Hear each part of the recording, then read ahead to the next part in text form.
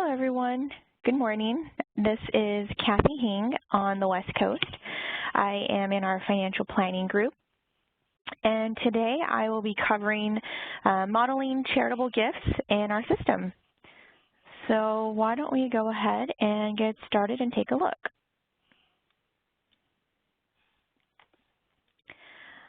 So for those of you on the session here, if you have any questions, at the very top, there is a chat feature, so please feel free to chat any of your questions into me as it pertains to the subject or the area that I'm on, and then at the end, I will also hold questions. And for those of you that would like to follow along, I have loaded in our sample client, Jerry and Ruth Stein. In this case, I did not make any changes to them, so they are brand new sample clients, and today we will actually make some changes together to show some of the charitable gift strategies that we have in eMoney. And so this would be a 360 Pro user, and I'm just going to jump into the facts here.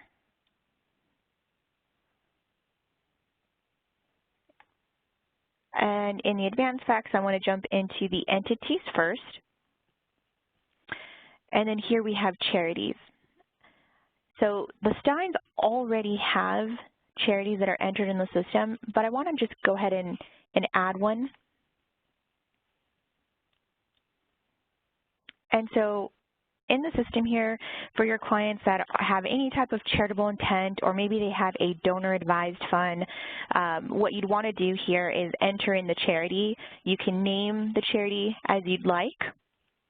You know, I'll just say, you know, San Diego Local Charities. For the core cash account, you can assign a growth rate. In this case, I will say no growth.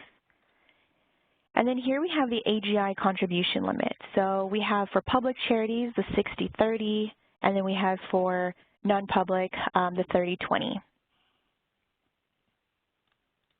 And then you can also choose to treat the gifts as a cash donation or if it's an appreciated asset.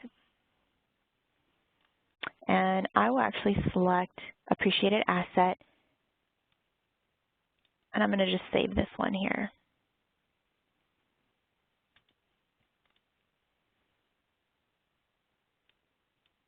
And then also moving on into the assumptions, I just want to take you into the miscellaneous, because for those of you, for your clients who have had any past gifts, if you come into the miscellaneous assumptions, the gifting tab, this is where you can tell the system any past gifts that your client may have given. So in this case, Jerry's taxable gifts, any gift tax paid, any GST exemption that's been used, and then also for Ruth, same applies.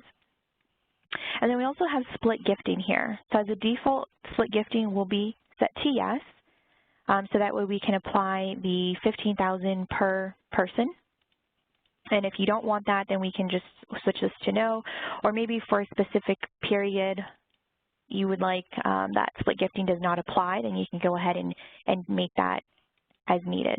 The only thing with this, except for years, you won't be able to add to the schedule. You can only choose this time frame. So if you only want maybe for this year, we don't want any split gifting, it will only be for this year. So you won't be able to add to that schedule.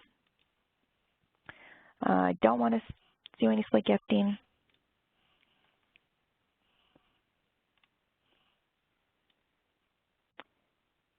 And then moving on into our tax assumptions here. For your clients that have any charitable gifts carry forwards, here under tax mode, just gonna scroll towards the bottom. You can go in and tell us what that amount is, and then we'll apply it. Now, if you say valid for year, and if you put, let's say, for instance, 2018, what ends up happening is then we cap this for this calendar year. So if you want us to go ahead and continue to have that charitable gift carry forward until it completely gets used up, you want to leave this valid for year blank.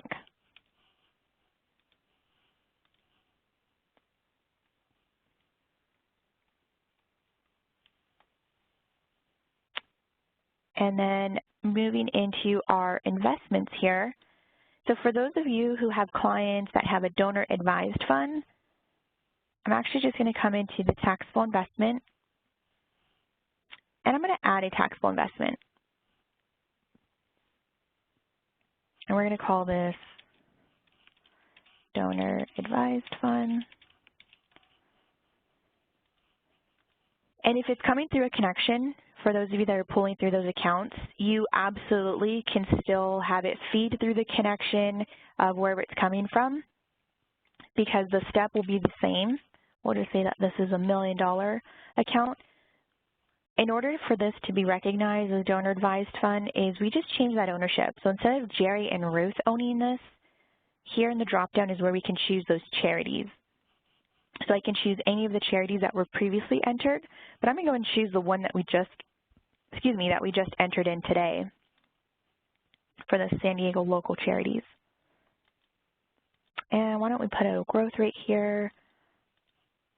We'll just put income. And I'm going to just save this. So to enter a donor advised fund, you can have the account come through the connection. You can manually enter it if it doesn't, if there's no connection available for the account, and then you can title the asset however the client will recognize it for their balance sheet purposes or for reporting purposes, and then coming down here to the owner, and then selecting that actual charity.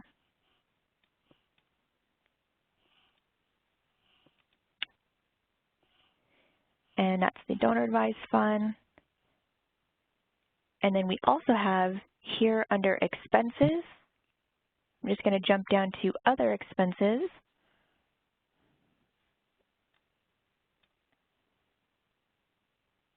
And we're going to add an expense. We'll say that this is a charitable gift. Type, we can actually just say other. Also just want to point out the type here, it actually doesn't really have any type of functionality in terms of deductibility. This is more of just reporting purposes. So whenever you're putting in other expenses, this is the part right here is where it's really going to matter. Let's just say that the Steins, they are, putting $20,000, and we'll just say no growth. And for the deductible type, in this drop-down, we do have a charitable gift option here, which this will be recognized when we go into the income tax report, which I will show you all in just a moment. And let's just say that this charitable gift is only going to last for 5 years. Oh, we'll just say 6. And so I have $20,000, no growth, charitable gift starting this year for 6 years. And save this. Now, unless I come in and choose a funding source, this is just automatically going to come from core cash, which is that bucket of money that we use to pay for expenses. But you can go ahead and assign a funding source if you'd like. I'm just going to leave it and have everything come through core cash.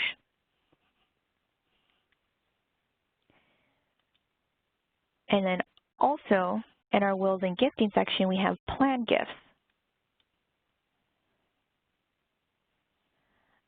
And so I'm going to come in and add a gift in here. And so let's go ahead and gift to, or let's just say that these are contributions to the donor advised fund. So if the client is making any contributions on an annual basis and, let's just say that they're putting in $50,000, also from core cash, I'll say no growth. We can make Jerry the grantor here. And the recipient, instead of others, I will go ahead and choose that San Diego local charity, since that's my donor advised fund there. And let's just say that, we anticipate that this will make a gift until Jerry's death here. And so if I do not put an exclusion amount, this will obviously, split gifting will be taken into consideration even though Jerry is the grantor. But if you want to make sure that the maximum exclusion applies and you just want to put the flat, let's say $30,000 if that were the case, then you can just say yes, and then this area gets grayed out. And then it's only going to use the maximum exclusion that applies. So let me change this back because I want to leave it to 50 here. And let's save this. I also just want to mention, if you are gifting, and let's say clients that are gifting to children, the annual exclusion amount, and if they don't have their children entered in the system, then what you can do is you can put other heirs.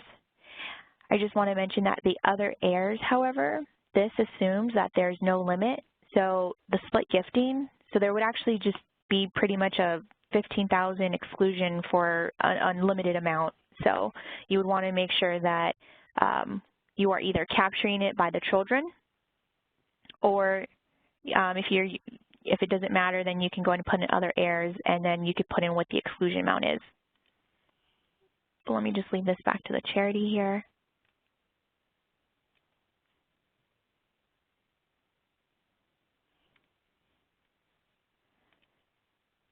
And then I'm going to add another planned gift.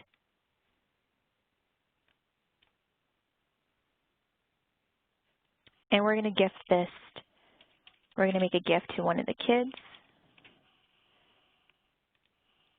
And we'll say Donna and Kevin.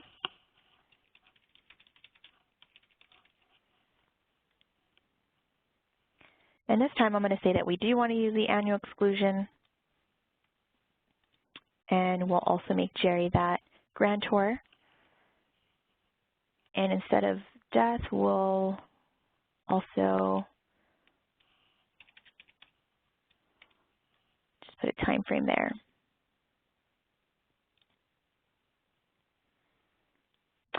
And so I'm gifting from the core cash. So let me actually take you to one of the reports here. And I'm just going to duplicate my tabs by opening in a new window here. And I want to take you all to cash flow. So in the cash flow report, if I come into the total expenses, I will see that cash gifts and transfers. So I will see that outflow. This will be any of those planned gifts that we have entered here in the the advanced facts. So these gifts right here is where we will actually see that. And you only will see it on cash flow unless the gift is coming from core cash. So if we were to change this gift, and let's say we want to go ahead and have it come from a taxable investment, so this company stock account that Jerry has, then we will not see this gift on the cash flow report. So only gifts from the core cash will we see on the cash flow report here. But we do have other reports that you can still see that gift. So I'm just going to come back to reports. I'm going to come to all reports. And I like to come into the ledger first. And then here we have gift tax events. So it's only going to show it year by year, so you can definitely shift through any particular year that you want to see. But we will be able to look at the gifts here to Donna and to Kevin. So the $30,000, because I did put in the maximum exclusion, and we're doing the split gifting, so no taxable gift here. It looks like they are gifting to a life insurance as well. Oh, because they're the recipients. And then we have here the charitable gift, the donor advised fund, so the $50,000. So any gifts, planned gifts, you would be able to see here the recipient. This gift tax ledger is great to be able to look at that and see that breakdown, especially if it's not coming from core cash and it's coming from an account. You can see this activity in here. And I'm just using this drop-down menu. Let me come into this gift tax report. And let me make sure I'm looking at all years.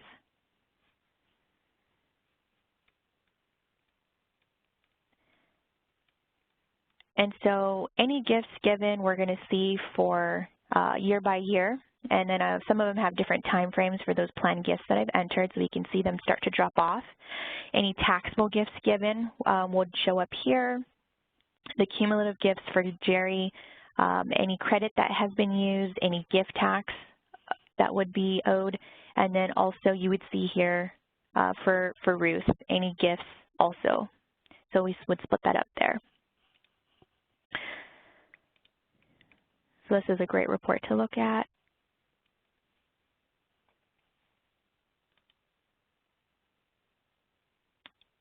And then lastly, just kind of come into all reports again. The multi-generational transfers, this is a really great report because it will show you for all years. So rather than, similar to the ledger where you're able to see year by year, this actually will show you for all years.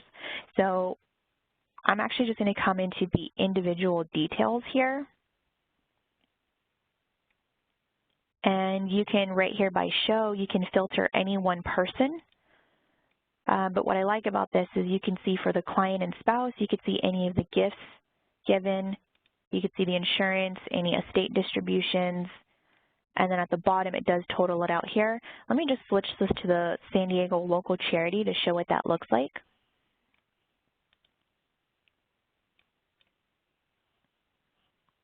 Since we did specify. And just scrolling down, we can see that $50,000 gift that we entered as a planned gift starting this year until Jerry's death.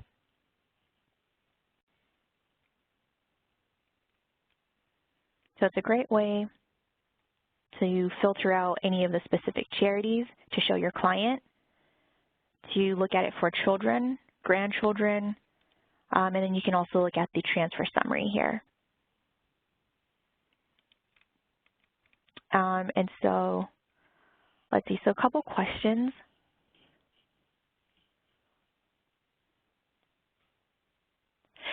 So one of the questions here was, are we modeling future gifts or do we also post past gifts? So on that gift tax report, as long, we will show both. So we're going to show the future gifts, but back in the assumptions, miscellaneous, and then in the gifting section, this is where you would tell us any past gifting, and then that would apply on that gift tax report. And then 529 plans, yes, that would also be gifting, and that would show up on the report as well. That actually would show up on the gift tax ledger as well, and you would see the 529 or the recipients of the 529 receiving it.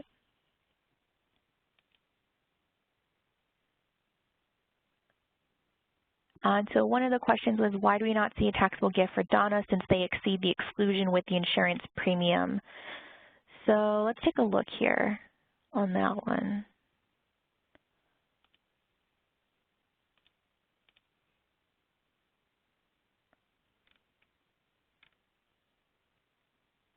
Okay, so this one is owned by the insurance trust, so an ILET, and it looks like they are the premium payer. So I'd have to take a bit deeper look into that, but I think it's just because the ILET's the owner of it, and so when the gift is made to the trust or the premium payer, it's automatically going to count for the exclusion, and I believe the kids are all the recipients. But yeah, let me take a look and we can chat offline about that one.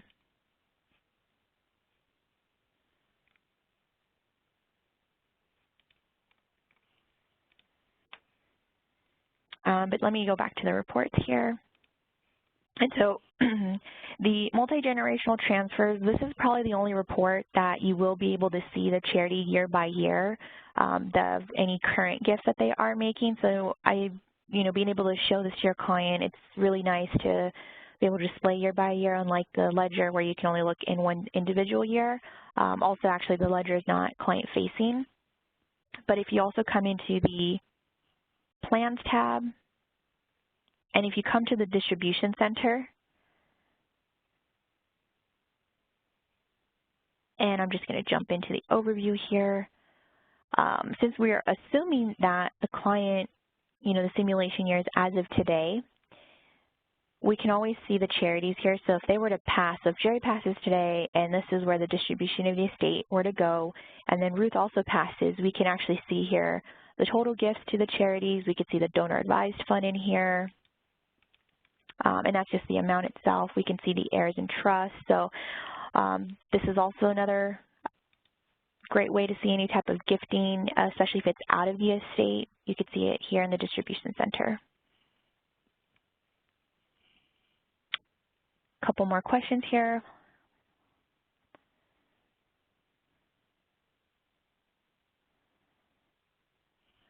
Let me go back to my report.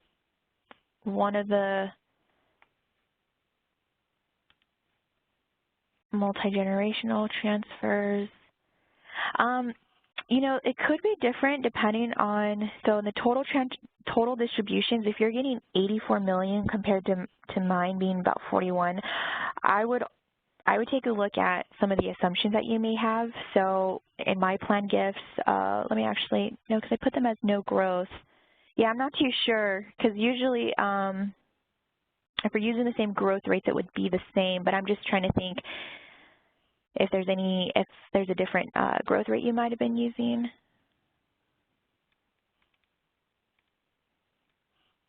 Yeah, so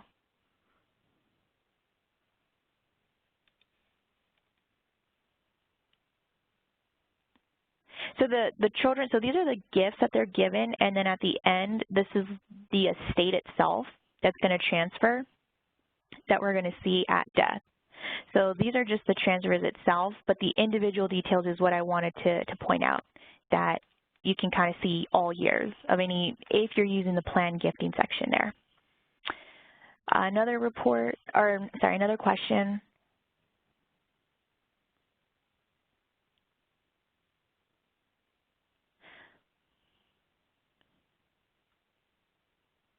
Okay, so other question I have is, what is the difference between a planned gift and other expense?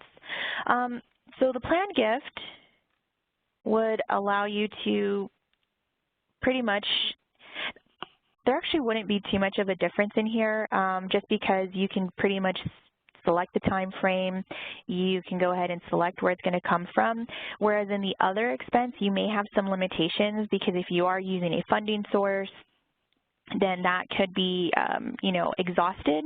And then if you, for instance, let's say, coming back to that funding here, and if I were to stop funding the expense, then this actually no longer shows up on any of the reports if you were to do it this way. Another thing too is with the deductible type here, this is subject to AGI limits, and I believe it is just the 30/20 for public charities is what this is going to be subject to. So planned gifts, you could still make anything over that, no deductibility except for the contributions to the donor advised fund, and then any planned gifts. So that would be the difference between those two. And actually, thank you for asking that question, because I actually want to take you back into the reports here and show you the income tax report,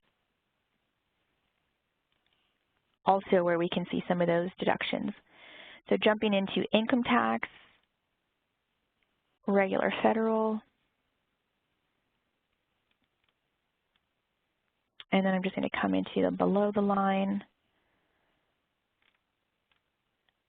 And then we would see any charitable gifts and that charitable deduction. And we can see it starts to drop off just because, excuse me, some of the planned gifts I entered, I only had for a certain period. I think with the donor advised fund, it was just 6 years.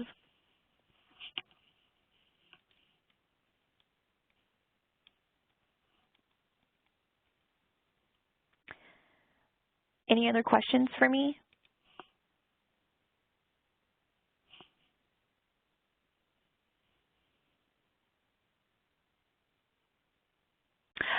Correct. So the question that I have here is that the donor advised fund contributions are flowing through to the SD charity. That is correct. So coming back to the advanced facts here, when we set up the donor advised fund as a taxable investment, we have it owned by the San Diego local charity, and then coming into the wills and gifting section here, I'm making a contribution, and then the recipient is the local charity. And so that's going to show up on the reports. And so, okay, I see. So if you, I'm sorry, let me actually, if you wanted to go to the account level itself and you want to see the account, the donor advised fund account increase, then that would actually be a transfer flow, not the planned gift.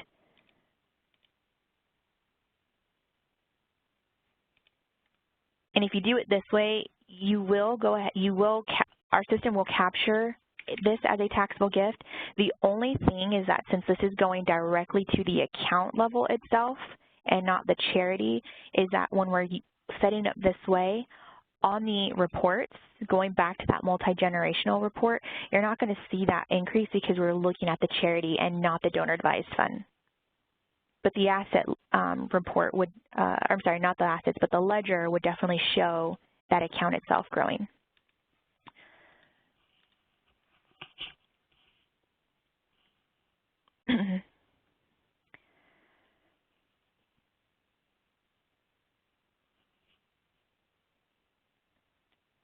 All right, so that actually concludes our modeling charitable gifts in eMoney on our session today. So this will be recorded, and we will hopefully post it. Our office is closed tomorrow. I hope you all are also closed tomorrow, but you should have this posting on Friday. So thank you for watching. Please check back with our on our website or in the knowledge base, and going into check out our additional upcoming sessions here. So if you just come up to help, go to knowledge base and live training, and then webcasts. You can not only, this is where you'd be able to see those previously recorded, but you can also look at our upcoming ones. So if you have any other questions, please feel free to give our customer service a call. And other than that, I hope you all have a wonderful 4th of July, and thank you all again for joining me today.